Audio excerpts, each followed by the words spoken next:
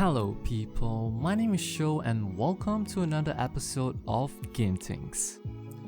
Not like this matters to most of you out there, but here we go.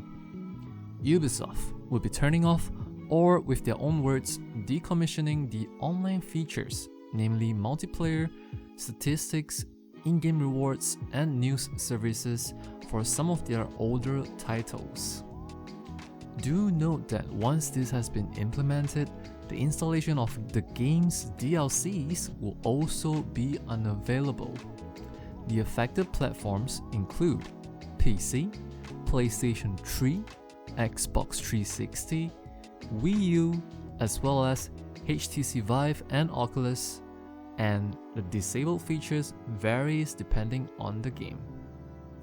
To be fair, a lot of these games have seen their time back in the days, and I think it is fair for Ubisoft to make use of their company resources wisely. However, the fact that you can't install the extra content, aka the DLCs that you have already bought digitally, is a big yikes in my opinion. We will leave links down below in the description to those who wish to check out their official article on the 15 affected titles, in which most of them are single player game, with a handful of them being multiplayer only or have a multiplayer mode. Up next, we have EA. EA's recent tweet had really upset, I would say, a good majority of the gaming community out there. EA's official account made a tweet on July 1st, and I quote, "There are 10, but they only like playing single player games." End quote. Certainly, this tweet is directed towards games that focuses on single player modes, and that has garnered the attention of "I don't usually tweet, but looking at this, I knew I just have to do it" beloved Twitter users. Should you have time, I suggest you visit the tweet itself and scroll through the replies. I had a good laugh at some of the memes there. EA's official Twitter account have since rounded up with another tweet, quote, "Roast well deserved. We'll take this L because playing single player games actually makes them an 11, and I end quote." Whoever made that initial tweet, he or she will have to carry on with the past regret. And I just want to make this straight if it wasn't clear enough to some of you out there. Whoever thought that single player games are inferior to multiplayer games, I don't know what you're smoking, but you must quit for the sake of you and your circle. And if you have made your decision to quit smoking, here's some flash news to help you cope with the side effects. To those who have been waiting for Halo Infinite's co-op campaign, the actual game is still some time away, but the stress test for their network stability is starting on 11 July 2022. The co-op will have support of up to 4 players, and crossplay is a thing between PC, Xbox consoles, and Game Pass users. While the gameplay experience is expected to be the same across all platforms, frame rates might vary depending on the hardware that is running it. Should you be interested in participating in the network test, be sure to have owned the game on the platform of your choice, let it be the game itself or via subscription, and use the sign up link provided down below. You will have to join the Halo Insider program, and again, have the game yourself or through subscription. Choose your platform of choice, and voila, enjoy the game. To the MMORPG fans out there, the PlayStation 4 version of Phantasy Star Online 2, New Genesis, is coming to the players outside Asia on 31st of August 2022. This is a sci-fi action MMORPG that has seen its original release dated back in 2012, published by Sega, made available in Japan for Windows PC. I personally have not tried out the game, so I don't have much to share about the game because, single player game matters? If the PlayStation 4 is the only console you have to enjoy this game, perhaps you can finally give it a try on 31st of August this year. The Dragon Quest series is one of the franchises that I really should have get my hands on earlier. With just months away, Dragon Quest Treasures is the spin-off from the Dragon Quest series that was announced last year alongside celebration of the Dragon Quest 35th anniversary. This new spin-off features Eric and Mia, the protagonists who players of Dragon Quest XI Echoes of an Elusive Age might be familiar with. As the game title suggested, the siblings will begin their adventure to go on a treasure hunt on a mysterious land that they find themselves in. Dragon Quest Treasures is scheduled to be released on December 9, 2022 on the Nintendo Switch. Up next, a rumor has it that the sequel to Bayonetta 2, Bayonetta 3, is aiming at a release date of October 28, 2022.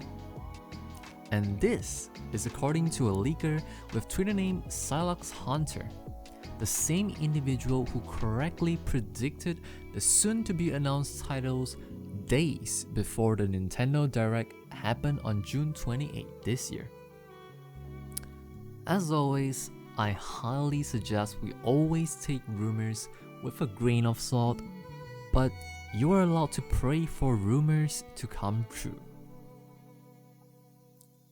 Proletariat, I hope I got that right, the Boston-based studio behind the free-to-play battle royale Spellbreak, have reached a close deal with Blizzard Entertainment to be acquired. With that said, Spellbreak will see its server shutting down as of early 2023. My final words to all the Spellbreak fans out there: blast it all out while it lasts. Speaking of blast, a Nintendo fan goes by the name Mumiji just blasted more than $40,000 buying Nintendo shares, just so that he could stand a chance, not guaranteed, to have a question to the Nintendo president Shuntaro Furukawa during the company's latest shareholder meeting.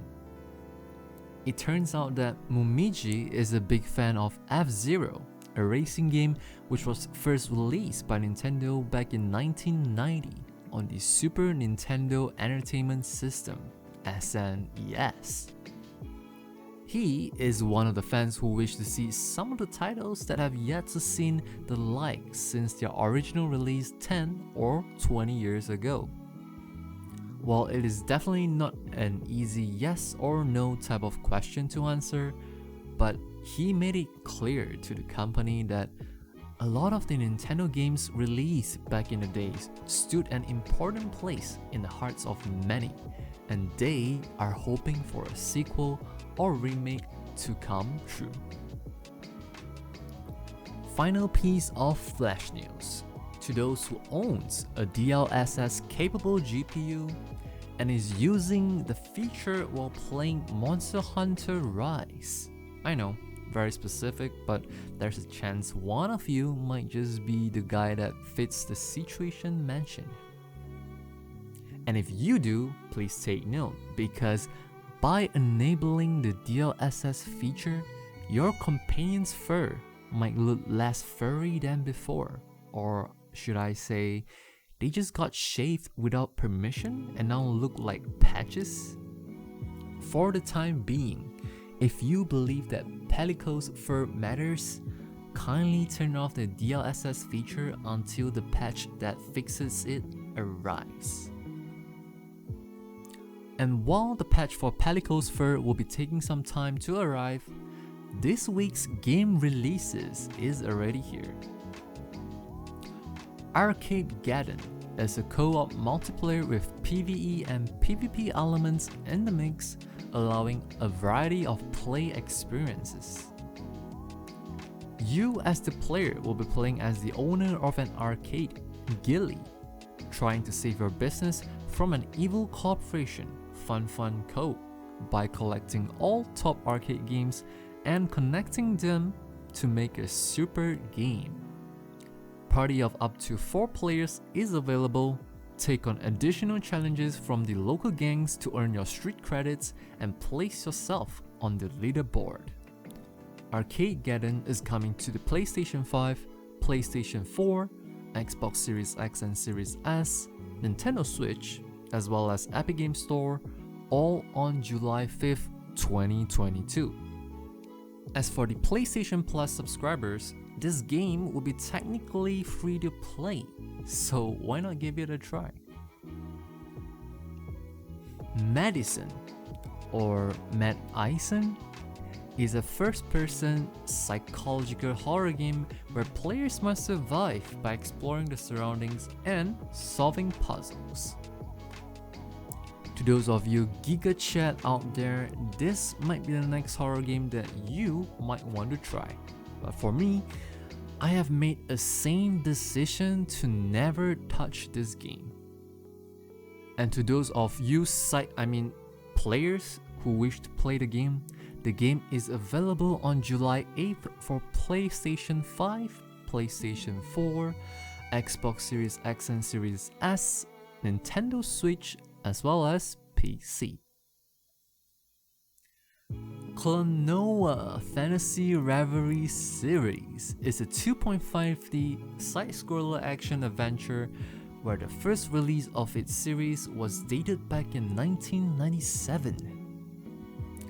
This very game is actually a remaster of Klonoa Door to Phantomall as well as Klonoa 2 Lunatic's Veil, both titles combined, with upgraded visuals and graphics as well as adjustable difficulty settings to fit all players.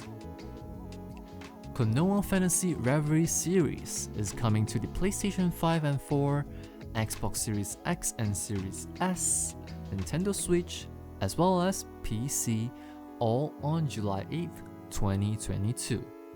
And in my humble opinion, definitely a much playable game compared to the previous one for me.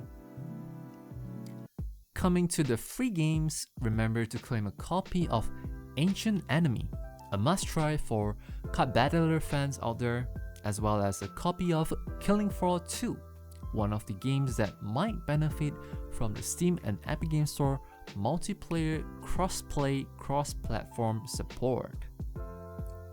For Prime Gaming subscribers, remember to claim your monthly free games.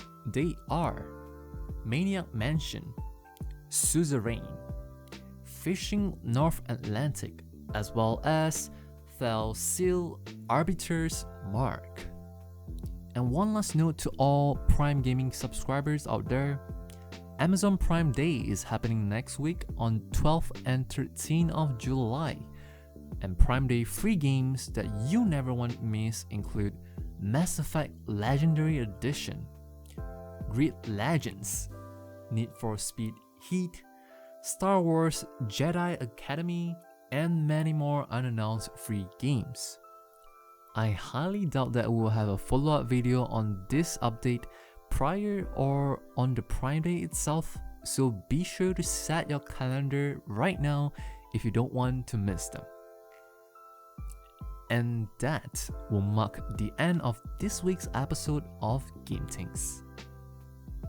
Consider giving this video a like and subscribe to the channel for more weekly news and game release updates from us.